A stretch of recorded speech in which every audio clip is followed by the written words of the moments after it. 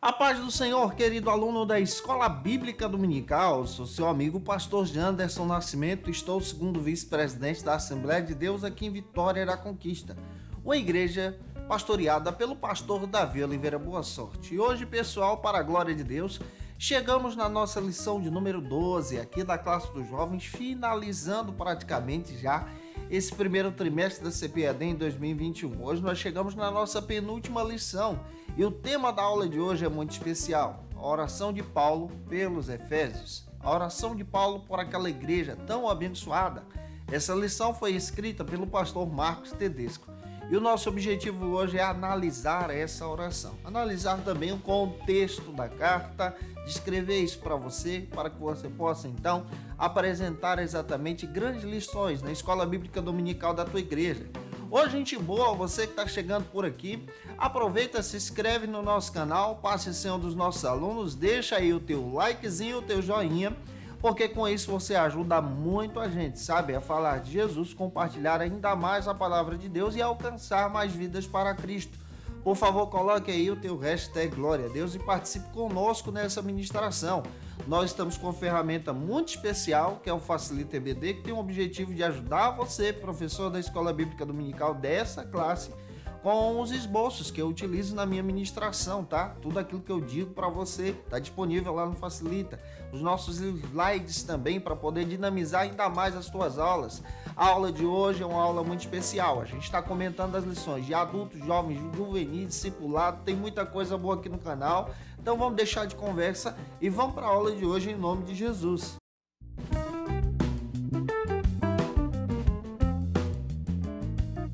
Hoje nós chegamos na lição de número 12 aqui da classe dos jovens, a oração de Paulo pelos Efésios. Vamos analisar essa epístola, especialmente essa oração, que é uma oração muito preciosa. A carta aos Efésios é uma joia do Novo Testamento. O pastor Hernandes Dias Lopes chega a dizer que ela é uma carta muito preciosa, porque essa epístola procura demonstrar para a gente a igreja, a noiva do Cordeiro, aquela que foi comprada pelo sangue de Jesus. Hoje nós vamos entender exatamente dentro do contexto, analisando essa carta, procurando descrever para você a importância dessa oração, para que você então possa ser um instrumento na Escola Bíblica Dominical da tua igreja.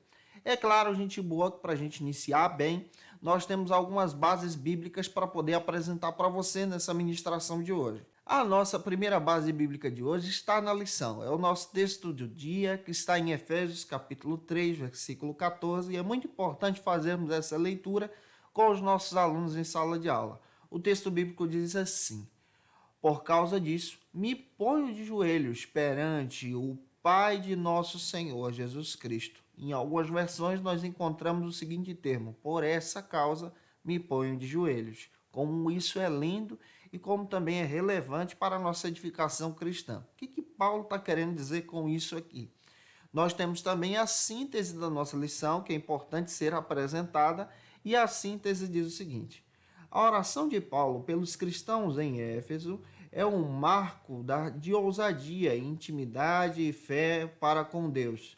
Seus efeitos ainda hoje têm uma influência nos crentes que formam o corpo de Cristo. A nossa leitura bíblica em classe, gente boa, está localizada no seguinte endereço aqui da nossa lição. Efésios capítulo 3, versículos 14 ao 21. É muito importante termos esse olhar. Em primeiro lugar, antes de entrarmos no primeiro ponto da nossa lição, e a lição de hoje é uma lição bem resumida, tem apenas 2 pontos, nós precisamos ter um olhar para a carta aos Efésios, ou para a epístola que Paulo escreveu à igreja de Éfeso. Como é importante olharmos para isso? Em primeiro lugar, nós precisamos entender que Paulo estava localizado em Roma quando escreveu essa carta. Tudo nos leva a crer que ele escreveu essa carta em prisão domiciliar entre o ano 60 a 62 da nossa era cristã. Essa carta também faz parte de um conjunto bíblico que nós chamamos de Epístolas da prisão do apóstolo Paulo, formada por 4 cartas. Que cartas são essas? Nós temos a carta a Filemon, a carta a Filipenses, a carta a Colossenses e a carta aos Efésios. Muitos historiadores e biblicistas fazem questão de dizer que a carta que Paulo escreveu aos irmãos da igreja de Colossos e a carta que Paulo escreveu aos irmãos da igreja de Éfeso são irmãs gêmeas. Ambas se completam. Por exemplo, quando nós olhamos para a epístola aos Efésios, nós descobrimos que toda a epístola tem um centro, tem uma teologia, tem um núcleo. Pega isso aqui para apresentar em sala de aula. A carta apresenta a igreja como centro. A igreja, a noiva do Cordeiro. O tema da carta é eclesiologia, trazendo sentido no seu entendimento, na sua leitura, sobre o corpo de Cristo, sobre a ação da igreja, como a igreja se comporta. O Helenay Cabral, comentando em seu comentário sobre a Epístola aos Efésios, ele faz questão de dizer que a carta se divide da seguinte maneira. Primeiro, Paulo procura descrever o glorioso propósito da salvação, nos capítulos iniciais. Depois, Paulo procura demonstrar a unidade dos crentes em Cristo como igreja de Deus. Paulo também descreve nessa carta, na visão de Helenay Cabral, a conduta dos crentes em Cristo. Observe, a unidade agora, a conduta do cristão em Jesus, como ele caminha, como ele age diariamente. Isso aqui é visão de igreja. Outra perspectiva que você encontra lendo essa carta a partir da ótica de Helenay Cabral. A conduta dos crentes no mundo, vivendo em sociedade, fora das quatro paredes. Nós olhamos também para esse texto e descobrimos também a conduta do cristão, do crente em Jesus no lar, em família. Isso é apresentado na carta. E em seu último capítulo, nós também descobrimos que existe uma verdadeira batalha espiritual que envolve a igreja. Então, olhar para a carta aos Efésios é entender que essa carta fala da igreja. Quando nós olhamos, por exemplo, para a epístola à igreja de Colossos, nós descobrimos outra coisa. Cristo é apresentado como centro, o cabeça da igreja, aquele que é o noivo da noiva. Então, nós já entendemos que essa carta que nós vamos analisar hoje fala exatamente sobre a igreja. E nessa carta, Paulo faz orações profundas, intercedendo pela igreja, orando pela igreja. Compreenda que Paulo está em Roma, em uma prisão domiciliar, mas ele é um pastor que está pastoreando e orando pelo povo de Deus. De acordo com Carlos Oswaldo Pinto, em seu texto, falando a respeito de forma panorâmica sobre essa carta, ele faz questão de dizer que tudo nos leva a crer que a cidade de Éfeso conheceu o Evangelho a partir do ano 52 da nossa era cristã. Outro detalhe que nós precisamos levar em consideração. A cidade de Éfeso era uma cidade cosmopolita. Isso quer dizer que é uma cidade muito grande para aquele período. Muitos teólogos biblicistas fazem questão de dizer que já naqueles dias, há 2000 anos atrás, a cidade já possuía aproximadamente 300 mil habitantes. Para você ter ideia também, compreendendo sobre o contexto da carta e por que Paulo está orando por aquela igreja, naquela cidade nós encontramos ruínas de teatros, de monumentos e esculturas que eram atribuídas a deuses romanos e a deuses gregos também. E tudo indica que a cidade de Éfeso era muito importante para a província da Ásia, por causa da questão romana que aquela cidade representava. Naquela cidade também, na cidade de Éfeso, já naqueles dias, já existia uma grande colônia judaica, aonde o evangelho floresceu a partir das pregações do apóstolo Paulo. Então, quando nós olhamos para essas questões, descobrimos também que já naqueles dias existia um deus ou uma deusa preferida na cidade de Éfeso, conhecida como Ártemis, a deusa da fertilidade. Quando nós lemos Atos capítulo 19, nós entendemos que o evangelho chega a partir da perspectiva e pregação do apóstolo Paulo, ao ponto do evangelho impactar a economia daquela cidade. Aquela cidade que era uma província romana, aquela cidade que era movimentada pela religião, aquela cidade que tinha um grande comércio. Paulo impactou aquela cidade com a pregação do evangelho, ao ponto da cidade de Éfeso se tornar exatamente um polo missionário, para poder alcançar toda a região, ao ponto daquela cidade ser um grande exemplo para a glória de Deus. De acordo com Eusébio de Cesareia, tudo nos leva a crer que o apóstolo João viveu na cidade de Éfeso e pastoreou aquela igreja. Aquela cidade também, no ano de 431 da nossa era cristã, foi sede de um concílio da igreja. A cidade de Éfeso é uma cidade muito importante. Então, olhando para essas questões, nós descobrimos o porquê que o apóstolo Paulo está orando por aquela cidade. O primeiro ponto da nossa lição procura trabalhar o seguinte assunto aqui na nossa lição: uma oração ousada. Esse é o primeiro ponto da nossa lição. Agora, eu gostaria de analisar com você nesse primeiro ponto, entendendo até mesmo a respeito da perspectiva e da ótica da oração, sobre a carta em si, de uma forma que você pode detalhar e entender o poder dessa oração que o apóstolo Paulo está apresentando exatamente para os irmãos daquela igreja, daquela comunidade. O primeiro subtópico trata sobre o seguinte assunto: o cuidado para com a igreja.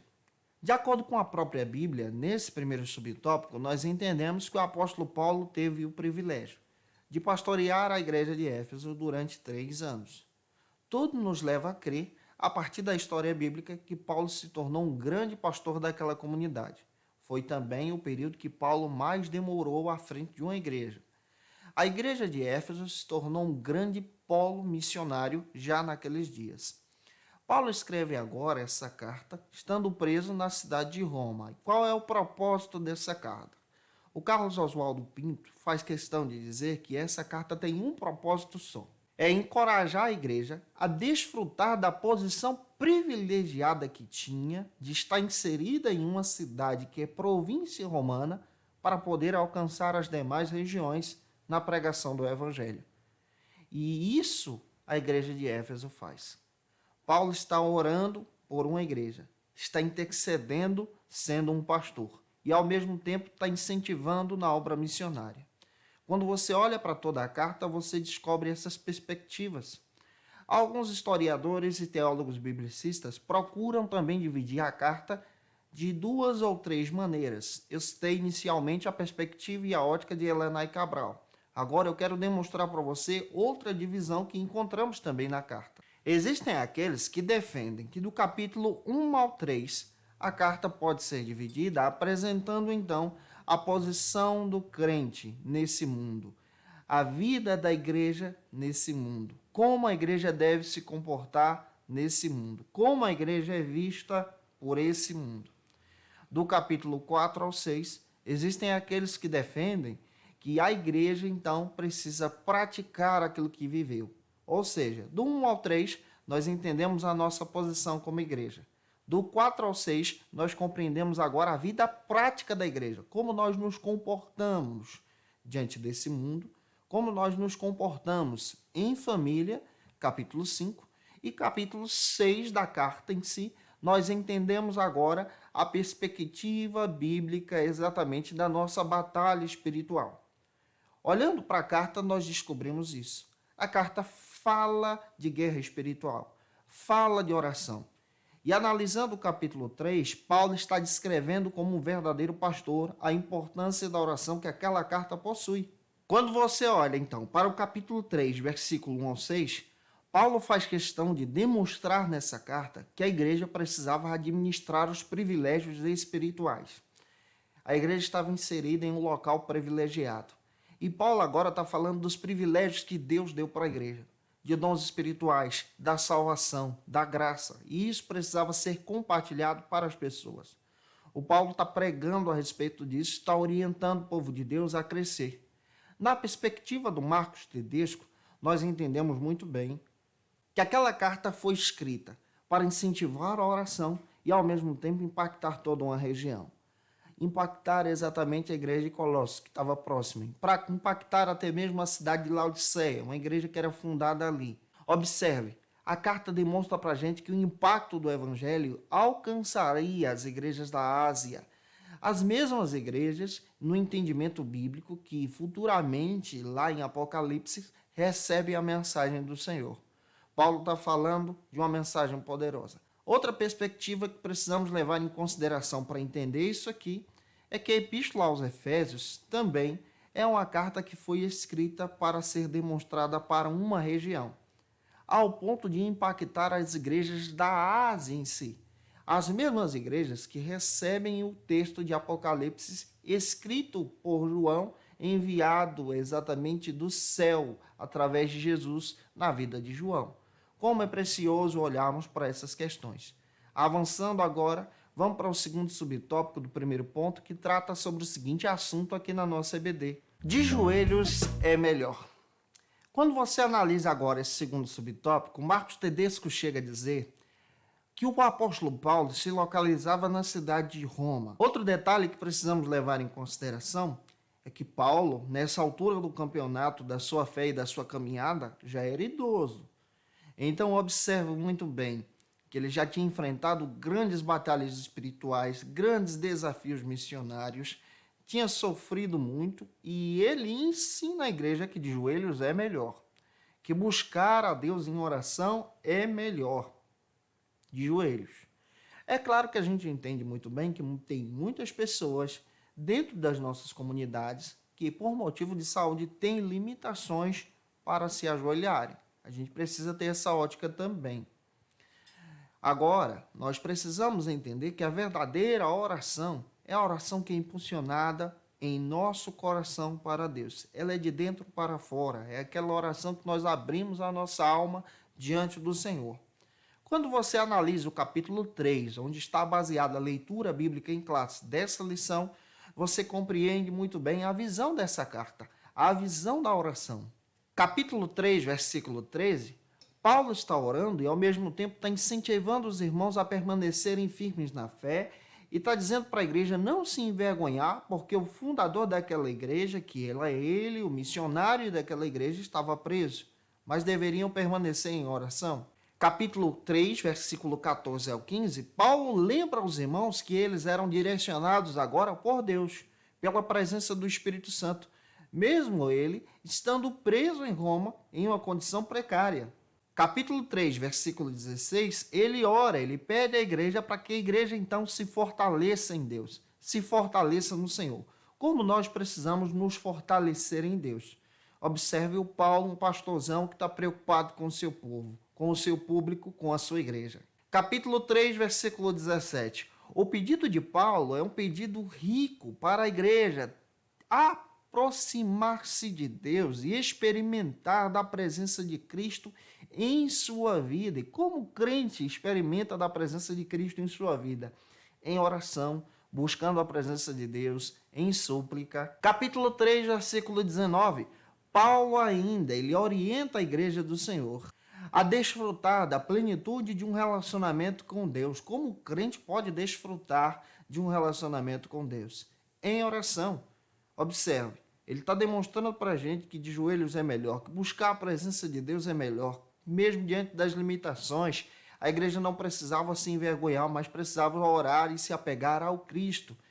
Isso aqui nós podemos pegar e apresentar em sala de aula, como nós precisamos nos apegar a Jesus. Estarmos firmados em Deus, concretizados na obra salvadora de Cristo, pela fé, diante da crença, da morte e ressurreição de Jesus e pelo nosso resgate no Calvário. Avançando, gente boa, vamos para o terceiro subtópico que trata sobre o seguinte assunto aqui na nossa CBD.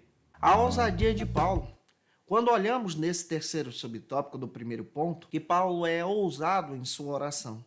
Ele intercede e orienta a igreja a orar e a buscar a presença de Deus.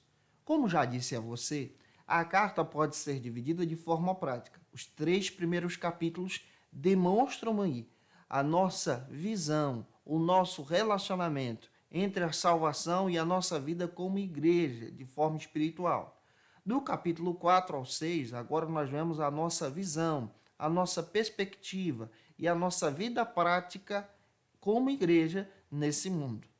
Paulo está orando, pedindo a Deus e orientando a igreja a ter um relacionamento profundo com Jesus, a ter um relacionamento profundo com Deus, como nós precisamos ter um relacionamento profundo e genuíno com Jesus. Quando você olha agora para o capítulo 4, o apóstolo Paulo começa a alertar a igreja de Deus. Capítulo 4, versículo 1 da carta, Paulo diz que a igreja precisava andar de forma coerente com o chamado que recebeu. Observe, ele ora, mas ele orienta.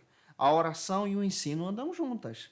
Ele ora e ele dá a direção. Como pastor, ele está preso, enfrentando a dificuldade, mas ele está intercedendo pelo povo de Deus para que o povo de Deus aproveite a oportunidade privilegiada que tinha para propagar as boas novas.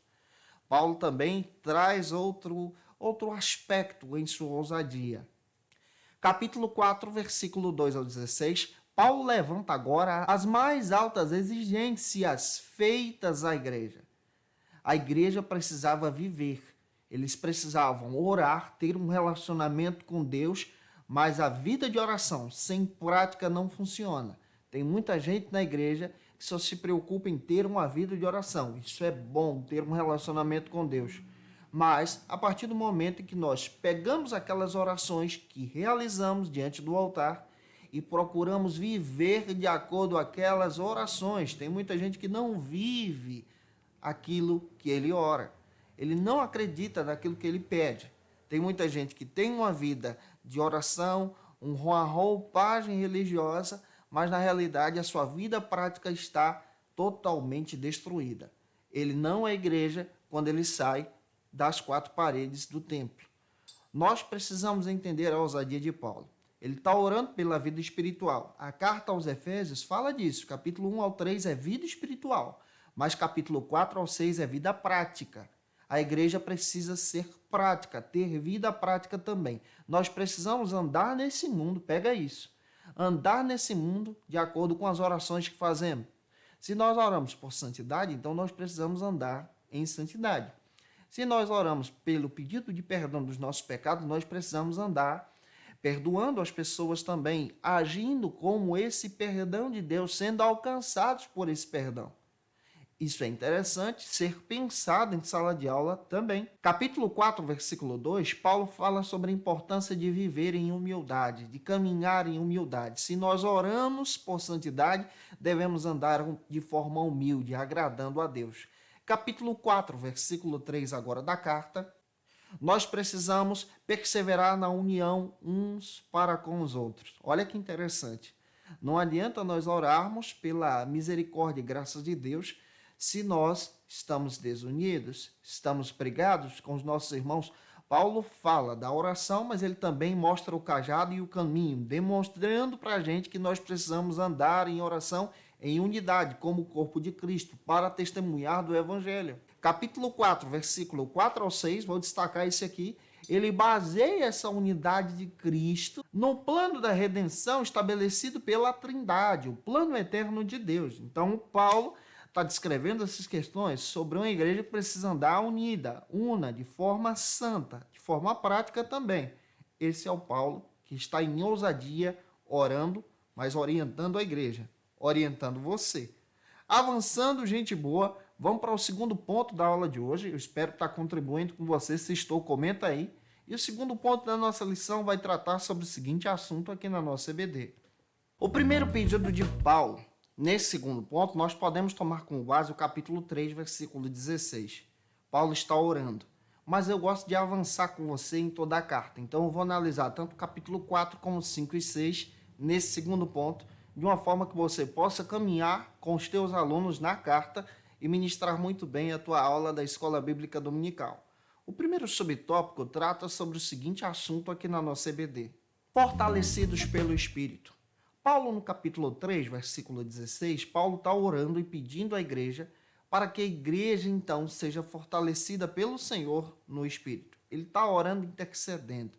E, ao mesmo tempo, ele está escrevendo esse texto e corrigindo a igreja. A igreja deveria ser fortalecida pelo Espírito em unidade para haver crescimento, para que aquela igreja continuasse avançando, mesmo o seu pastor, o apóstolo Paulo, estando preso em Roma. Isso quer dizer que Paulo estava acreditando que a igreja tinha condições de caminhar em Cristo, caminhar avançando, impactando vidas, falando do evangelho e do amor de Deus. Algo interessante que podemos destacar está na própria epístola, capítulo 4, versículos 7 a 16. Paulo nos ensina nessa carta que a igreja deveria se beneficiar da sua diversidade. Observe, a igreja era estabelecida na cidade de Éfeso, uma província romana. Isso quer dizer que existiam lá muitos gentios. E, ao mesmo tempo, naquela cidade tinha uma grande colônia de judeus. Paulo está dizendo que a igreja deveria aproveitar e se beneficiar da sua diversidade. Aproveitar exatamente que todas as nações estavam unidas ali naquele tempo, naquele período, para compartilhar e conhecer do Evangelho. Outro detalhe, nós precisamos entender também que Paulo também está dizendo a respeito da diversidade espiritual. Nós também precisamos compreender que o dom espiritual é uma capacitação que Deus dá à sua igreja. Inclusive, no próximo trimestre, segundo trimestre da CPAD, na classe dos adultos, nós vamos trabalhar sobre isso. O dom espiritual é dado por Deus à sua igreja. E o dom espiritual também se divide, também é diverso. E Paulo está dizendo o seguinte: olha, a gente tem que aproveitar tudo isso, os recursos que nós temos, essa diversidade que nós possuímos para propagar o reino de Deus, para anunciar as boas novas da salvação. A oração de Paulo é de olho em missões. A oração de Paulo aponta para o Calvário, mas ao mesmo tempo aponta para o resgate da sua vida também. E quando você olha para o capítulo 4, versículo 17, até o capítulo 6, versículo 9, Paulo está intercedendo e demonstrando também que a igreja deveria seguir as exigências espirituais. Ao mesmo tempo que nós tínhamos benefícios da graça de Deus, da misericórdia, da salvação de forma eterna, nós tínhamos também deveres. E qual é o primeiro dever que nós precisamos levar em consideração como corpo de Cristo? Permanecer santo. É aquilo que eu estou dizendo. A partir do capítulo 4, a vida da igreja deve ser prática, no dia a dia. Filipenses capítulo 4, versículo 13. O Marcos Tedesco coloca para a gente que nós devemos aprender como Paulo, quando ele escreve para os irmãos da igreja de Filipos, que nós devemos estar fortalecidos em Deus, fortalecidos na graça, fortalecidos na vontade do Senhor, também na nossa vida prática e em nossos desafios. Eu espero estar contribuindo com você até aqui. Vamos avançar para o segundo subtópico aqui do nosso segundo ponto, que trata sobre o seguinte assunto aqui na nossa EBD: o amor de Cristo. Esse é o segundo subtópico do nosso segundo ponto aqui da lição. Paulo está tomando como base exatamente esse amor eterno em Deus. Capítulo 3, versículo 17.